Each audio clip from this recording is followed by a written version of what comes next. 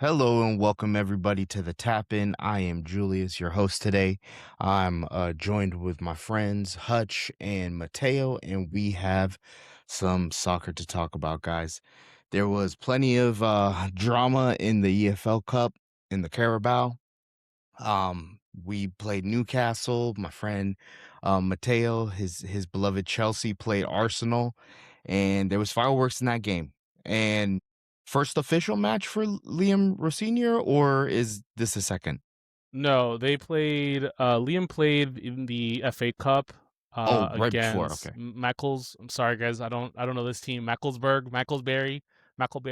you handled business though. Yeah. In the FA Cup, which I know there's been a lot of big teams that have fallen to lower leagues. We kind of talked about how that happened to Crystal Palace. So it was good that we were pretty definitive. I think that one ended 5-1, which was, Wow. Okay, yeah, good. Was it 5-1? I'm sorry. I might be misremembering. that could have been in Um the FA Cup. I'm not sure. yeah, yeah, yeah, in the FA Cup. The games ran so close together that it was. Well, yeah, because in Yeah, 5-1, 5-1. yeah. So that was good for us. Actually, no, we were playing Charleston. That's what it was. I'm sorry, guys. It Macclesfield, I feels think we're the one Macclesfield that beat was Crystal Crystal Palace. Palace. Yeah, Yeah, yeah, yeah, yeah, yeah, yeah, yeah. Yeah. Sorry about that. it's okay. So I mean, so yeah, with how fast these games have been coming, it's easy to remember and keep things out. yeah, exactly. No, so the first I guess like real game, I don't want to say real game, but the first real game for Liam Rosenior was that EFL Cup game. And man, honestly, it was kind of a bummer. It was kind of a bummer. It was a bummer. It was a bummer. It was a bad match. It was a bad match. We were missing like half of our stars. I'm not even saying that we would even play them. Yeah, everybody was missing, man. We had Reece James out. We had Palmer out. Caicedo was out. Gittins and I think the Lap were out. We were running on steam. I mean, for God's sake, Mark Gue was our striker, and he's 20 years old. He's not really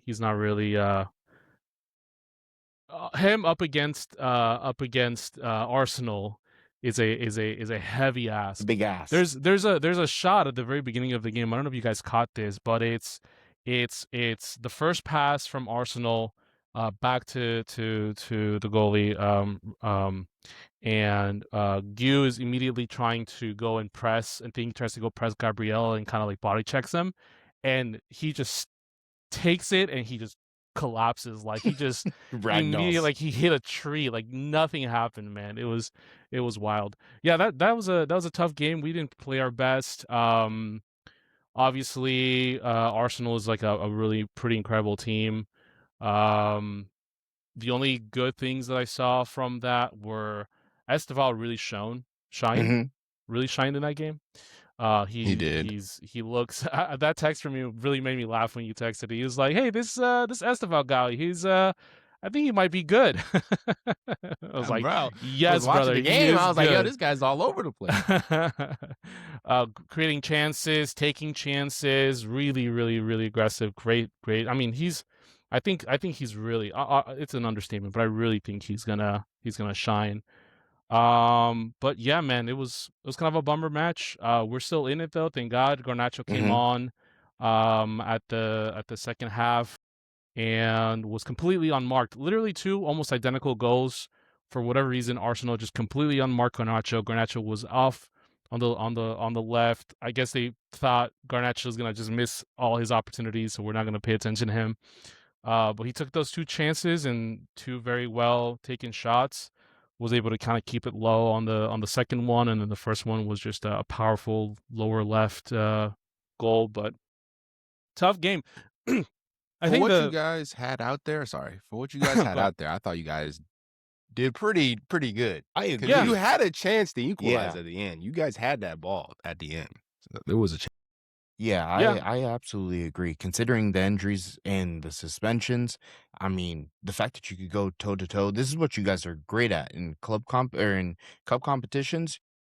You guys are up for a difficult matchup, and it seems like you could capitalize almost no matter what. just Yeah. slightly short there.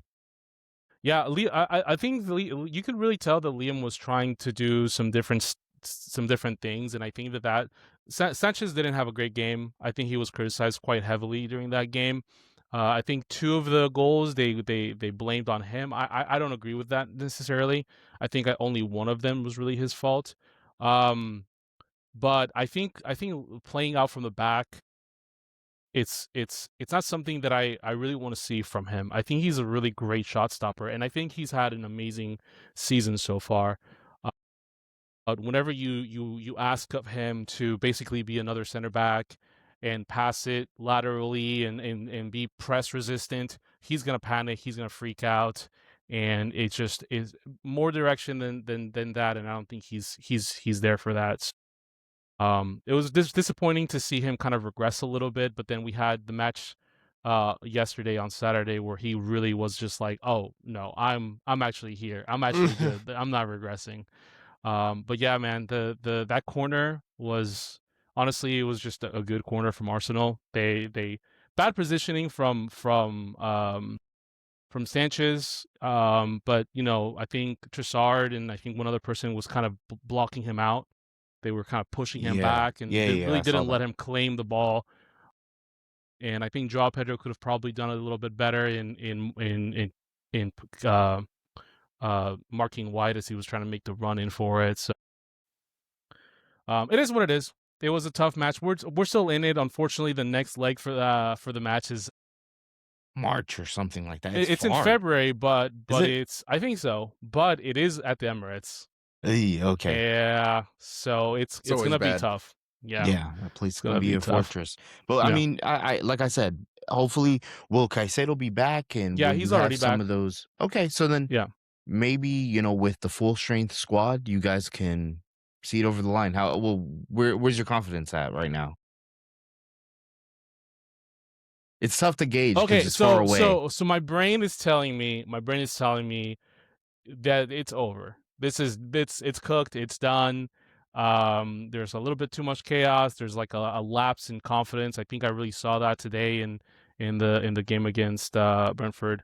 Um, but my heart says like I don't know, man. Maybe Liam can figure it out. Maybe his tactics will come a little bit through. I think the strikers are looking a lot better. I think Joao Pedro is looking a little bit more spry. I think the lap is looking a little bit better. He's pressing a lot better. He's taking better chances. But other people are looking worse. Cucurella is not having really. He's not kind of in form. Um, Caicedo is doing really well still, but like I've seen him shine more in the past. I think he's also kind of um, maybe tapering out or redlining a little bit. But I think there's hope, and I really hope for it. And we've been Arsenal more recently away than at home. Right? Granted, that was in 2021, I but mean, you listen. never know. Like that's it could happen. Here's hoping. If we don't do it, then it's gonna be up to you, sir. Please do the deed. I'm gonna try. I mean, that's a good way to go ahead and transition to the Newcastle game that happened the day before. We were in the middle of this injury crisis. I was definitely feeling very good after that confidence builder of Exeter 10-1. I mean, I told you guys on the last episode that if anything, the fact that there was multiple people performing and scoring goals, our team hopefully can reset and bounce back and get back to winning ways like what we were seeing in December. And I will say that it's always difficult playing against Newcastle because of their physicality, and I think in terms of really putting up a challenge, in terms of physicality, I think Nico O'Reilly as the 6, who, he's the 20-year-old that usually plays as a left back, but he's really a midfielder. Pep is doing his Pep thing, and moving people in and out of their natural positions, but he did a great job. And I think there was some like a dust up between him and Jolinton that got things a little bit more amped up. I will say the first half was a little bit lackluster. Nothing happened until we got back from the break, and then Semenyo, bro. I mean, so far, not a lot has happened in the January transfer window. Not massive, massive. What are you Excuse talking me? about? Excuse me? I I mean, was you gonna guys say- have the two best Well, signings. that's what I was gonna say. I think Okay, that okay. it goes without a doubt that so far from what we've seen and from what people have spent, he's the best signing in January, and he could really help us kick on and possibly help Holland out of this rut, which unfortunately is continuing and continues even to the game that we saw yesterday.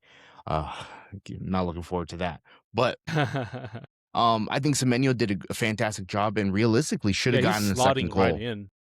Yeah. He slotted right in. It's second game, already on 2 goals. I'm here for it. And the fact that he can transition across the entire front line, I think is going to give an opportunity for people to rest.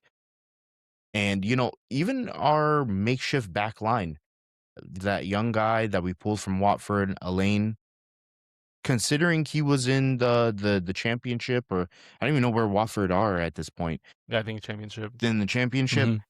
a week ago, he's not doing too bad. Admittedly, it was Exeter, but then the physicality of Newcastle, he managed to step up, being such a young guy. Kusanov looking great as well.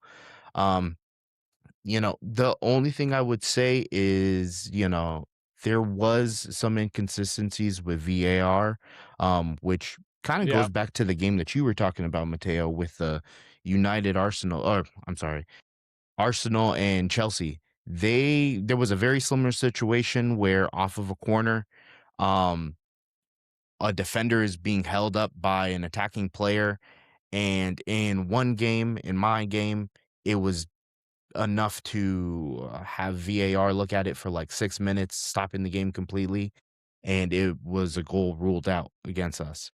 But the same thing exactly almost happened with you guys, and Yeah. Arsenal got the goal. Yep. So that it made me a little frustrated, but all in all, I was pretty happy with the 2-0 win. Keeping a clean sheet is definitely something that we need to get in the habit of doing, and lo and behold, a couple days later, we did not keep a clean sheet. We might as well talk about it. The Manchester Derby was this weekend, and unfortunately, we got shellacked. We got shellacked pretty hard. It was a tough watch. Yeah, I'm well, not gonna it lie was to a you. tough watch. I saw that clip Mhm. where they would look like prime Barcelona out there. Had I don't Turkey know in the about prime Barcelona, but they had Turkey in the little drill, and Yeah, when you're they talking were about the tiki tiki-taka taka around him. That that's was going crazy. around. Yeah. yeah, That was oh, crazy. I felt bad for him, but it is what it is. It is what it is. But the defensive frailties, as much as I wanted to see Newcastle as a sign that we might be kicking on, the same sort of thing reared its ugly head. Unfortunately, with this one, I don't know why Pep. I think there was a bit of maybe arrogance, thinking, this United side can't do anything. They're under a caretaker manager, Carrick, till the end of the season. I think our defensive frailties continue to rear their ugly heads. Rico Lewis, who I was a big fan of Rico Lewis, and I still am, but I think he's definitely a squad player, and in a big match like that, physically, he just ain't it. I'm a short guy. I'm gonna stand up with my short kings, but bruh, he was not looking good out there, and he was losing the ball a lot. He was getting forward, but just kind of getting stuck up in the congested Man United midfield, and they were constantly stopping him. Elaine, who I was just singing his praises in the last game, made a bunch of mistakes, and Yeah. it was definitely a situation where it was sink or swim. Unfortunately, He sunk. he sunk. And Yeah. it makes me just even more excited with the fact that we got Gahey. Yes. We've gotten the here we go from Fabrizio Romano and David Orenstein has already reported on it. I haven't seen like an official, like him holding his jersey and stuff like that, but I think it's all but a done deal. Now, defensively, if he can slot back in and provide that leadership that, we're missing from, with Ruben Diaz out and, your doppelganger Vardio probably out for the rest of the season. I think I'm broken. officially broke his leg. Yeah. Mhm. Yikes. So he's probably out to then. Yeah. So it's gonna be pretty makeshift. In terms of attacking, there wasn't much I can really say from our side that there was Well, much to celebrate about. they had a pretty low block, I felt. I They think did. defensively they were really trying basically what like smaller teams usually do with Man City, which is block low and then really hit them on the counter press. But Exactly. honestly, dude, that the counter attacking from Man United terrifies me to this day. Yeah, it was unreal. I'm having Mbeumo PTSD is from such a talent. Mbeumo. Listen, that's exactly what happened at Chelsea. If you remember, they did the exact same thing during Chelsea, Mhm. and the counter attack from Mbeumo, getting that red Blistering. card from Sanchez, ended that game. I would say they're probably one of the best counterattacking teams.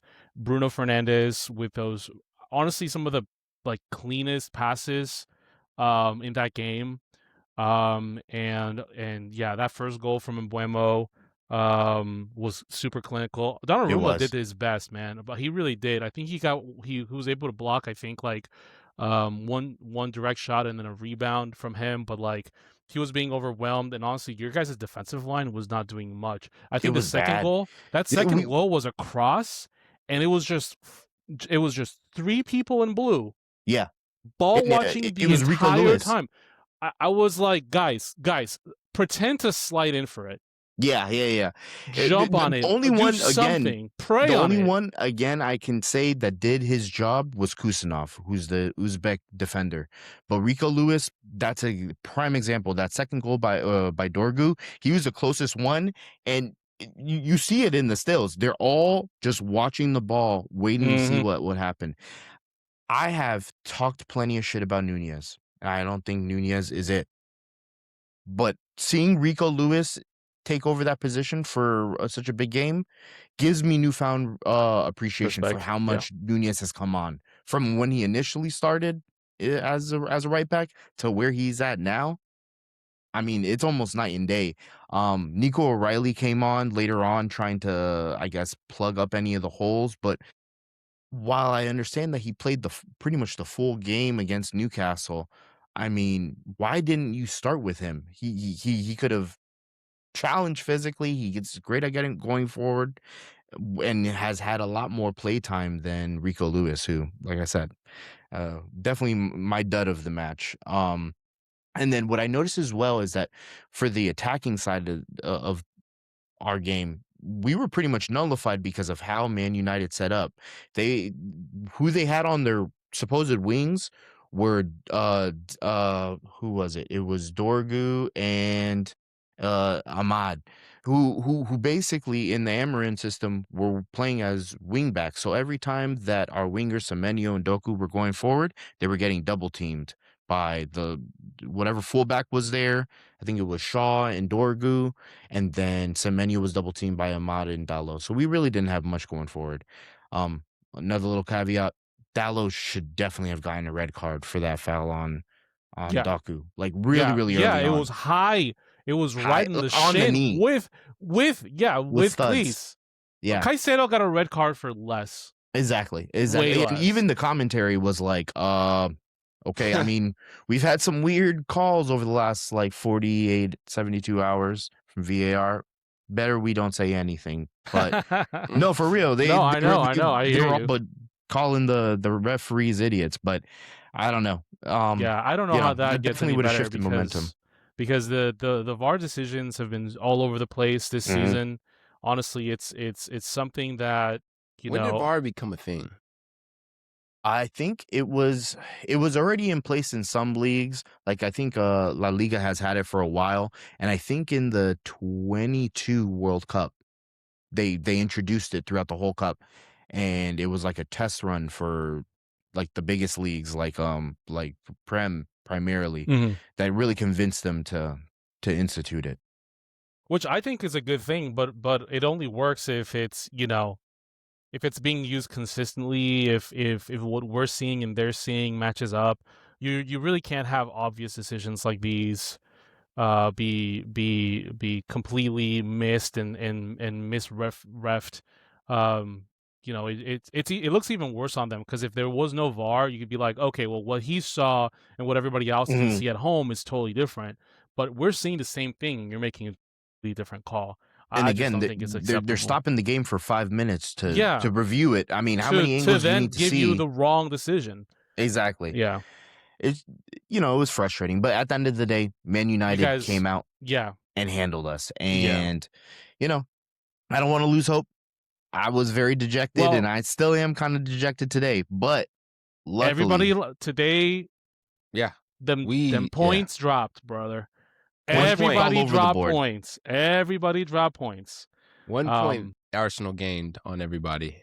1 point. Yeah. Yeah. Off of a tie. Which From before Nottingham Forest. before I start in on my team, I can't believe I texted y'all before the game starts. I was like, "Come on, guys, Nottingham Forest. Come on, I'm not putting no faith Well, in that." we said they had like a cupcake run and this and that, and the first leg of the cupcake run, they bottle it and draw with Nottingham Forest. It's a bad look, man. It's a bad Hey, look. look, that's how it starts, right? That's right. I hope it gets in their heads.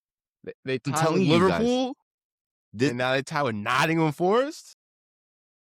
It wasn't the big games that the Arsenal were Slipping. cracking up in past years. Like, yeah, okay, maybe no, because they whooped our ass last year. And I don't remember how they did against Arsenal, but it was these smaller games that they would drop points unexpectedly, get shown up on a counterattack and lose the last minute. It's this sort of stuff that mentally, please be frail. Please be. That's the. I needed somebody to put them under pressure. I was surprised by from them. I expected them to hold a lot of possession, which they did, but not as much as I expected. Nope. A lot more good attacks, but a lot of missed opportunities, a lot of high balls. And I was surprised by a lot of how bad pressing. much Nottingham Forest was putting the pressure on. Exactly. Because and it wasn't like Arsenal's defense is usually like, when they park that bus, it's like no one's getting through. And while Nottingham Forest didn't get through, they were putting together some good runs, getting through to the goal. They just couldn't convert. Which, for a team like them in 17th, to hold them to just zero points, yeah, pretty good. They're in a different race right now, and for them to make a mark like this was very impressive. When you have nothing to lose is when you. They have a lot to lose. They have. That's what I'm trying to say. Like, yeah, I hear you. If we You're lose, gonna win anything. We're fighting for life right now. Yeah. We got nothing left to lose. True. We're gonna fight. Yeah. To stay here, and that's what they did. Yeah, Tottenham also got beat by West Ham. I mean, if that doesn't get Thomas Frank sacked, I really don't know I don't know what it is. Because, I think it. Yeah. Because if it wasn't the Arsenal thing, if it wasn't some of the worst football games, can I say something? Watching Tottenham play, and again, I'm sorry, Tottenham people. I'm sorry if you watch this, but this season, watching Tottenham play makes me hate the sport. It makes me think So like bad.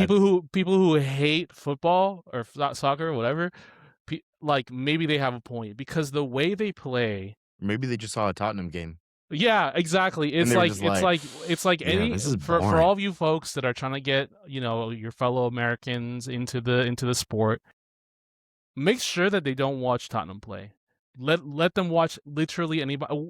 Get them to watch the Wolves before you watch a Tottenham game, because it is some of the most pathetic, no attacking, no aggression, bad defending. If you're gonna be bad at attacking, also be good at defending. Bad at everything. No midfield. Just pitiful. I'm surprised they're not lower on that table, sincerely. It is so sad to watch them play. I'm sorry. I really do think that whatever they were doing, Frank came from Brentford, right? Yeah, and he whatever was they were fantastic doing, there. Whatever they were doing at Brentford, it wasn't him. I'm telling you that right now. Man. It wasn't him. Because That's Brentford tough to is hear because he what is did it, it. 6th in the league right now? I know, Seven. I know, I 7th in know. the league right now? And people were talking smack about the guy that took over Brentford, that he was a set piece coach. Yeah. He's not gonna last. He's They putting in a They look shift. great. Great. Listen, they have a great recruitment strategy. They basically have you ever seen the movie Moneyball? Yeah. Yeah, Yeah, that's I think that's what basically their Chelsea whole thinks they're philosophy. doing, by the way. Huh? I think that's what Chelsea thinks they're doing. They're cosplaying as Moneyball. They're doing something else. Yeah, I don't know. I don't know what they're doing. They're But playing yeah. Wolf of Wall Street. I think actually, Yeah. that one scene, no, never mind. Yeah, They're trying to get Anyway. guys who hold on to the ball and have possession. Because if we hold the ball, we're gonna get goals. Yeah, if you hold It's the not ball, you score. Nope. Yeah, it's crazy. And Aston Villa. Say what you want. That game was fun. It was fun. It was fun, But for we did not somebody play who's good. a neutral. no. We You did guys- not play good. Everton had their chances. I don't know. They could have. Pickford left with had more. had a showing. He blocked some. He had some crazy blocks. I get that that Villa probably didn't play their best game, but honestly, had it not been for Pickford, y'all would have been 2-1, 3-1, something like that. Because it was wild. Let me tell you about my man Morgan Rogers. Oh, I love man. him, bro. I love him. He's a good player, but today something was in the water, dude. I don't know what it was, but the flu. it was the first try when Dia gave it to him right in front of the goal. Maybe he was a little bit slow getting there. Maybe it wasn't the perfect placement, but he was right there, and he just skies it right over the goal into the stands. I'm like, dude, what? It's right there. And then it happens again. He gets the ball, so he's a little bit further out. But then again, he skies it. I don't know where he was aiming, but it goes all the way up and over. I'm like, dude, I wasn't even close.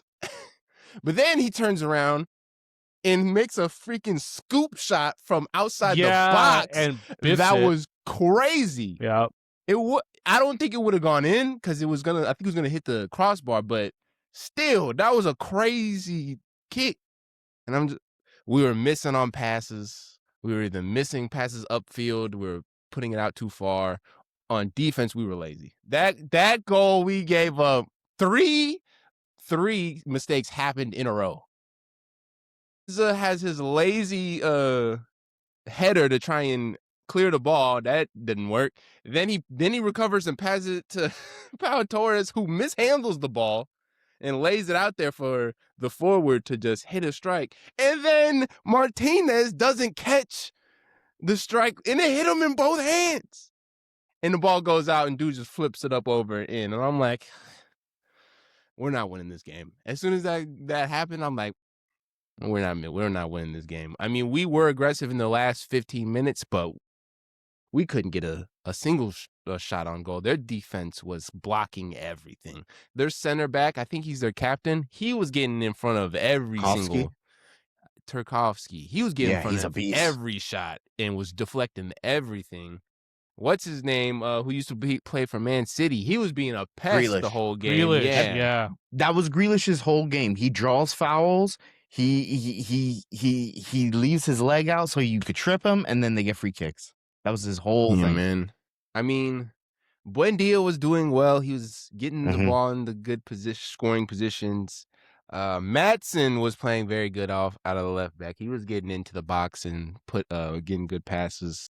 Gusand, that was also another thing that didn't help us, was when McGinn went down. I was just going to ask. In the first half. I don't know what happened to him. I don't remember what happened, but he was shooting the ball like he does, I think, and he went down. Somebody landed on his knee or something, or he tweaked his knee or something on his leg, and he hobbled off. So he was out.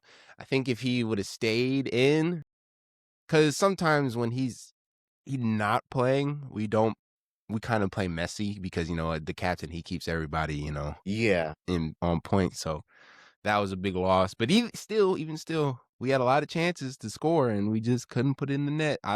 Ollie Watkins misses Danielle Marlin. I know that because in that second half, everybody was like, well, what are they going to do? Usually Marlin comes in at the 63rd minute for some fresh legs, and now we don't got him. So it's like, now he's got to play 90 minutes because we don't have anybody to come in for him. So it's like, I don't know What's going even more on. cruel? Malin scored today for Roma. Of course he did. Of course he did. Of course he did, man.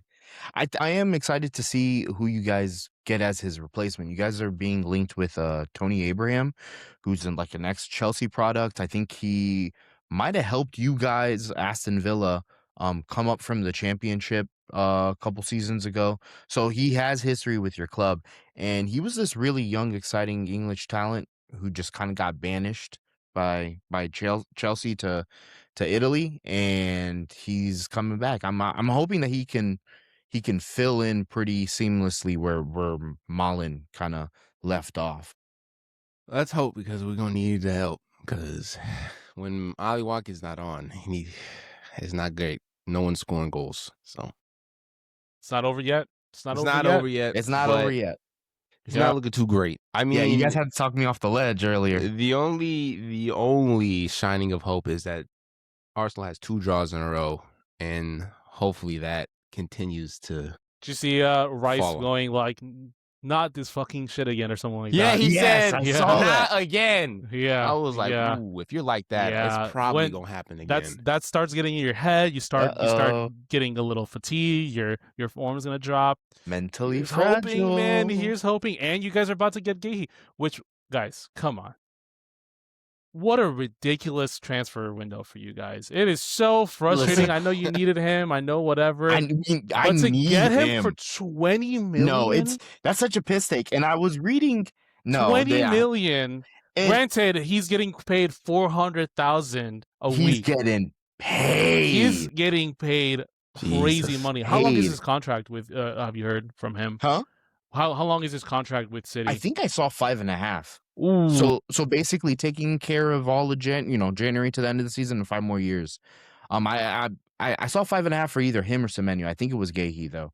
But yeah, no, I mean that is a market opportunity if I've ever seen one. I don't know why nobody else went out for him. I don't know why Chelsea didn't go out for him. I don't know why Liverpool didn't go out for him. I don't know why even honestly Arsenal should have just gone and paid the 20 mil. Do they need? Yeah, just so nobody else could have him. We should. Yeah, just to bench him. That's some shit United used to do back in the day. Yeah, it's crazy. It's crazy. You guys just scooped him up like nothing. And meanwhile, we're tied with Jeremy Jack, who I've never heard of, but apparently is good. But he's like 22. Is that the guy you sent me that from Rennes? Yeah. I'm like, guys, come on. This is not what we need, brother. I mean, this could be your secret superpower. Maybe, but like, no, for real, because Liam has been in the French league for how long? Only like a few seasons, 2 or 3 seasons. Okay, 2 seasons. Well, maybe his talent ID is that good. He's seen players in that league, which definitely underwatched, definitely underappreciated. Not many people think the French league is the strongest league, but then we get players from the French league on the cheap, and lo and behold, they end up being pretty good. So that's maybe true. I'm hoping that he's our Turkey, but you never know. They're asking for 55 million for a 22-year-old. That's I mean, it looks like he's got some really good games, but $55 million for that. Yeah, that's a lot. I mean, I don't even know how, even for this model that we have, how that makes any sense. Because 55 million, if he does great, you're gonna get your money back. If he doesn't, if he starts slow and doesn't really develop into anything, you're maybe gonna break even. Maybe. But then it's just going to be another person on the bench, and it's another person you're going to go and loan out to Strasbourg or go to loan out to, like, why not just have somebody who's a little bit tried and proven, maybe even somebody who's got a little bit of finished article. Yeah, because, like, at least that person understands how bullish and bullying, the league is, and is not going to get just knocked over, but he's tall, so I guess there's that. Look, man. Did I texted you guys, I'll take right? it over nothing, I guess. Exactly. You cannot see Tosin anymore. Maybe Yeah, there you go. Well, he had a great match. He got a great match yesterday. He actually did. He actually looked make good. up your mind. Listen, guy. I You want will him out. listen. Or you My don't want him out. guy. Listen, hold on. I stand by what I said. Tosin's trash. I He love needs me to some be loaned Tosin, out. bro. Okay. Loaned out. He's like 29. His name means Sorry. coughing in Spanish, which is apt because he's giving me the flu. But he stresses me the fuck out. He doesn't hustle. He doesn't run after the ball. He just ball washes more than any other person on our team. The reason he played is because he had height and Brentford's great. Brentford's great at set pieces. But man, his decision making's poor. Man, he should be a lot better for his age. And Sanchez had to block a shot attempt from him this last game. Did he pass it back, or was it like a clearance? No, it was one of those was it like was a a bullet hell? clearance, and it was straight at Sanchez. Thank God. Dear God. But aside from that, I mean, he actually played well. That aside, in this match, I will give him credit where credit's due, and I'm always open to having my mind changed. Right, Sanchez has had a fantastic season, and one game's not going to change my mind, especially after the masterclass that he had during this game on Saturday. Right, but man, if somebody buys him, I'm gonna be so happy. Who would want him, bro? You I never don't know. care. I A don't care. I don't relegation even team care. that needs to I don't- beef up. Yeah, I don't care if it's Beef up. West Ham. I don't care if it's I don't even care. You know, I hope it's Arsenal, honestly. Hopefully Arsenal buys him like he took Madueke. What if you guys get Senesi from Bournemouth? Weren't you talking about him? And Yeah, you guys switch him for Tosin. They were linked, but there's a lot more heat on the Jeremy Jacquet, I think is how you pronounce his name. Jacket? Okay. I don't know how to say his name. I don't know much about him. Okay. Chaqueta. So I don't know. I hope he's good, but hey, at least that game was at least we won it, even though we probably didn't deserve it. We didn't play very well. But João Pedro scored a beautiful top left corner goal. And Palmer got a pen? Palmer got a pen. Palmer's not looking good, guys. He's No. looking a little shooken. I hope that Liam Rosenior can whisper into his ear and get him going again, man, because I think he's having a crisis of confidence right now. No. I really want to see him. I really want to see him to the vintage Palmer that we all know and love. A lot of people lost games. Yeah. You guys a lot of people dropped games. We didn't, thank goodness. Yeah. I hope Rosenior brings some good vibes. That they had a protest outside of Stamford Bridge and only like 5 people came. I'm kidding. It was like 100 or 200 people, but it looked lighter than expected. They were telling people, "Don't go to the game. Make the game empty. Make the league." Bro, Get out of here. Full stadium. Like this Chelsea is what it is from now until they sell it in 10 years, and that's what it is. You We're never just have know. to get used you to never it, know. unfortunately. Never know. You guys have had toxic owners before. Abramovich was, a Russian Toxic player. good. Toxic He was chaotic a good, Russian right? oligarch. Chaotic good. But Hey, you could win look, under I don't know what he was doing in his business life. Oil money isn't too bad, guys, is all I'm saying. Look, but all I know is we were winning and we had some insane talent, and he was spending crazy money, illegal money, blood money. But on French players, I'm just going to say, on a lot of French players. Fair enough. It might be coming back around. Who knows? Here's hoping. Here's hoping. Like you guys said, crazier things have happened. Maybe, just maybe, we squeak it through, and like I said, we're gonna win the treble this year, quadruple. Yeah, clip this one again. We're not winning shit, man. Emery said we're not even contenders right now. So he said that. Did he say that after the press? I heard he had some fireworks in the press conference after. Really? He said that. He said that's crazy. We're not even contenders for the top 5. Wow. For the top 5? Yeah, that's what the he way said. you guys have been playing this season. That's shocking to hear from your. You think it's like word mental gaffer. games? Like he's like trying to lower expectations so he can. Where's the quote here? We are not contenders to be in the top 5. We are still not contenders. There are other teams with more potential than us. Maybe he I was don't know. frustrated with his players and he was like, you guys Yeah. better figure it the fuck out because I can win shit. But can you guys? I don't know what team he was talking about. Look, man, we are missing a lot of players due to injury. Boubacar Kamara is out of injury. Onana is out to injury. We just lost McGinn to injury. Daniel Malen just left him. No, I'm just kidding. So yeah, I guess we'll see. I guess we'll see what happens. But it's not looking great right now. So before we head out, should we talk about AFCON a little bit? Mateo, Yeah, I you were didn't filling watch us in. I So. can. Unfortunately, I'll start with saying that I don't have the subscription service to be able to watch AFCON. I really wanted Neither to. I do really I. was hoping for, but I already have like 2 or 3 subscription services just to watch the Prem and all the cups. So I really wasn't about to do another random one. I might at some point, start wearing a pirate hit them, hat and sell the 7 buff Seas, streams, but but for now, I'm gonna try to keep it all on the up and up. But I was watching some of the highlights, and I was kind of catching some of the news coming out of it, and wild game, wild exciting game, 0-0 for the majority of it, but some really really poor calls from the ref. And it was Senegal versus Morocco, the host, right? It was Morocco hosting Senegal, which is, I mean, that's crazy to have a home game for your final like that. Hey, it happens sometimes. I get it, but damn, it's if the script wasn't being written, it but yeah, man, I was watching some of that, some really interesting, great defending, but also terrible defending.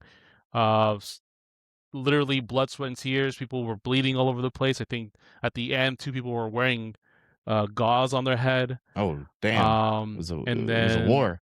Yeah, honestly. And then I think there was a really poor decision where a goal was disallowed over some mild contact. And it was just clearly not a foul, and the entire team protested and just left for about 10 minutes, 10 or 20 minutes, completely gone.